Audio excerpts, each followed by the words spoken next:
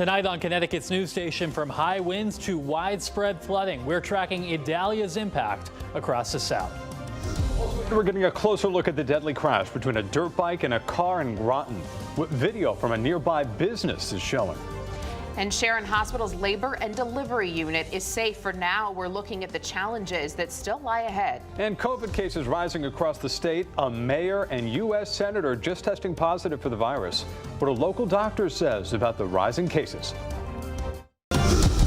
Now at 6, this is Fox 61, Connecticut's news station. First here at 6, Idalia making landfall this morning in Florida as a Category 3 major hurricane. Thanks for joining us here this evening. I'm Ben Goldman. And I'm Sarah Sanchez. Meteorologist Ryan Breton has the latest on the storm's impact as it races north into the southeast. Hi, Ryan. Hi, Ben and Sarah. Idalia coming onshore in North Florida, the Big Bend region, one part of the Florida coast that has been spared from a major hurricane for a long time. The storm rapidly strengthening overnight at one point to a Category 4, bringing its wind and water ashore today. Hurricane Idalia moving onshore Wednesday morning with its surge of water rushing in from the Gulf. And wind up to 125 miles per hour at landfall pushing inland, knocking out power to more than 500,000 customers in the southeast. Florida Governor Ron DeSantis. Workers are actively working to restore power in all affected areas, and they have started doing that as soon as it was safe to do so. The coastal flooding widespread, streets in Cedar Key becoming part of the Gulf of Mexico. The rushing water sweeping away a boathouse in Steinhatchee. Even Tampa spared most of the wind, but not the water. The flooding is unbelievable. Bayshore Boulevard is completely underwater and dangerous. The surge on Treasure Island near St. Pete Beach, inundating homes and businesses. FEMA pledging its support, but its disaster relief fund down to $3.4 billion, set to run out unless Congress passes additional funding. Deanne Criswell is FEMA's administrator. We are prioritizing funding for Idalia, for the Maui fires, and any other extreme weather events that are coming our way without interruption. And Idalia isn't done yet. Michael Brennan is the director of the National Hurricane Center. That storm surge and tropical storm force wind threat is going to continue all the way up through the coast of North Carolina into tomorrow. Then what's left of the storm is forecast to linger off the East Coast into next week. The storm now moving into South Carolina, but Hurricane Franklin also remains offshore north of Bermuda. Both storms churning up the Atlantic, sending big waves to Atlantic-facing beaches, which means surf will be up to start the holiday weekend, and the risk for rip currents will be quite high, too. I'm meteorologist Ryan Breton, Fox 61, Connecticut's news station.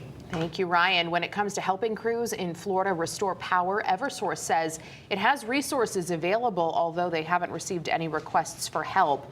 In a statement, Eversource reps say in part, quote, "We're not anticipating sending crews at this time. We'll continue to monitor the situation as the storm makes its way through Florida and the other southern states in its path."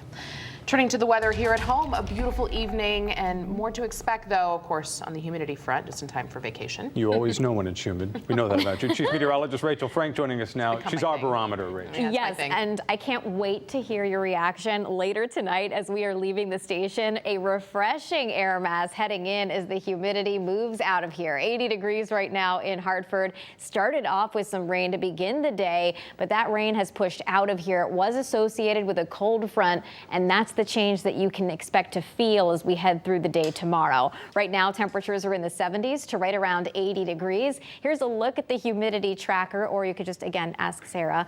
Notice it gets down into that comfy, if not refreshing category for later tonight and into the day tomorrow. As we're gearing up for the news at 11, temperatures will be in the upper 60s. But to start off the day tomorrow, we're thinking 50s to near 60. So a really beautiful kind of early fall feel out there. High temperatures climbing into the mid to upper 70s by afternoon. I'm saying early fall feel, but summer's not over yet, and you're going to be very reminded of that fact as we head closer to the weekend as temperatures warm up. We're going to talk more about that, your full forecast coming up in just a few minutes, guys. All right, Rachel, thank you. New tonight, the deadly shooting of a 20-year-old Madison native all the way in South Carolina has been deemed justifiable. South Carolina police found that Nicholas D'Onofrio, a student at the University of South Carolina, mistakenly mistakenly went into the wrong home, and attempted to get inside by repeatedly knocking, banging, and kicking at the front door.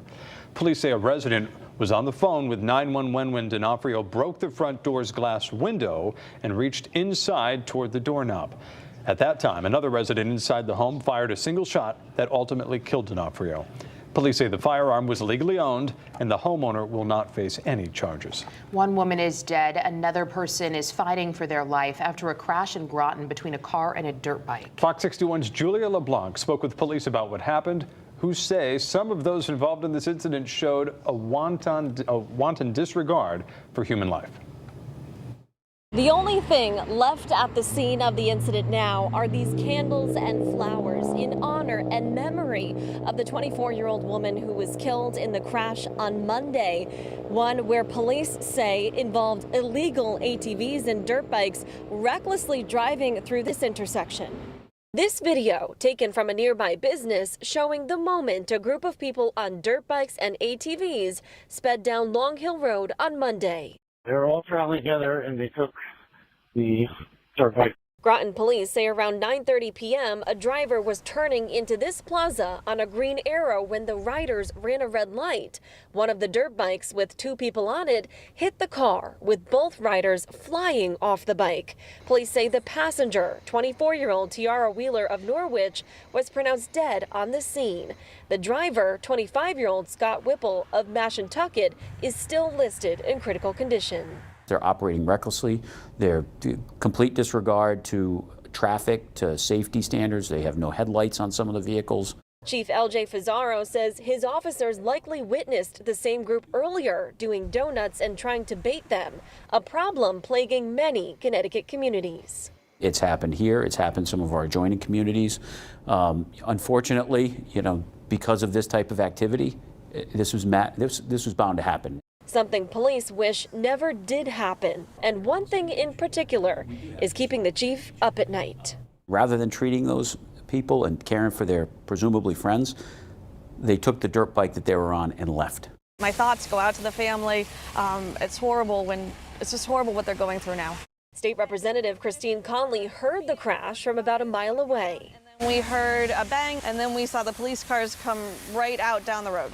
Now that she knows what happened, she's brainstorming how to stop this in the future.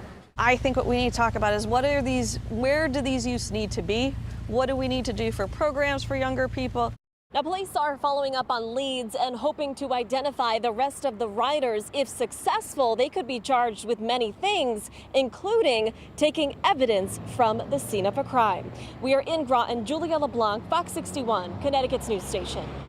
Thank you. This evening, the Office of Inspector General is investigating after New Britain man died in police custody. Police say they responded to Columbia Street Monday morning for a male possibly under the influence of narcotics acting suspiciously. Police say when they arrived, Marcel Felix appeared to be having some type of medical event. He was put in handcuffs and taken to the hospital where he was pronounced dead. Today brought a big victory for thousands of families in Litchfield County. Sharon Hospital's labor and delivery unit is staying open, at least for now, but the fight isn't over yet. Fox 61's Matt Karen has more on the challenges that still lie ahead. Well, the state is forcing Sharon Hospital's birthing unit to stay open, but the hospital says that does nothing to solve the problem that they're bleeding money and having trouble recruiting doctors. A crisis of care avoided. It was really the best news possible. Dr. Howard Mortman is an OBGYN. He's been delivering babies at Sharon Hospital for the last 20 years. Now at the front of the fight to keep labor and delivery open. But what you can't forget is that it's priceless. A life, one life. And we're talking about really the lives of many. The decision comes after the state found hospital operator Nuvance Health failed to meet 5 of the 8 criteria to approve closure. Whether it's state, federal, local, we are paying very close attention to what they are doing. Nuvance has until September 18th to appeal the ruling, the Connecticut Hospital Association issuing a statement that reads in part, staffing shortages, decrease in births, and skyrocketing temporary worker costs are serious challenges. Ignoring them doesn't make the challenges go away. But the alternative would have meant a 40-minute drive to the nearest birthing center. I had 2 daughters here. One of them, it would have been bad if we had to go farther to get to a different hospital. She had the cord wrapped around her neck, so it was great that we were right here, 7 minutes away. Across Connecticut, 4 hospitals have either closed or are proposed to shut down labor and delivery. Nationwide, 54% of rural communities have no access to maternal health care. The zip code that you live in should not dictate the kind of care that you receive when it comes to health care. And far too often in Connecticut, especially in our rural areas, that is the case. Doctors telling Fox 61 Connecticut can do better to attract specialty physicians who right now have to purchase their own malpractice insurance. Some doctors tell me there's been a shift in health care to put money over patient care. About 20 years ago in Connecticut, there were over 30 independent hospitals. Now there are only 4. It's worth noting that Sharon Hospital has also proposed to close their ICU. A decision on that will come in about a month in a separate ruling. Reporting in Sharon, Matt Karen, Fox 61, Connecticut's news station. All right, Matt, thank you. To New Haven, where a woman is in the hospital after she was shot. Authorities say they found her shot right in the area of Ferry and Chatham Streets just after 8:11 last night. She was transported to the hospital by EMS to be treated for her serious injuries. If you saw anything or if you want to know what happened, you're asked to call police.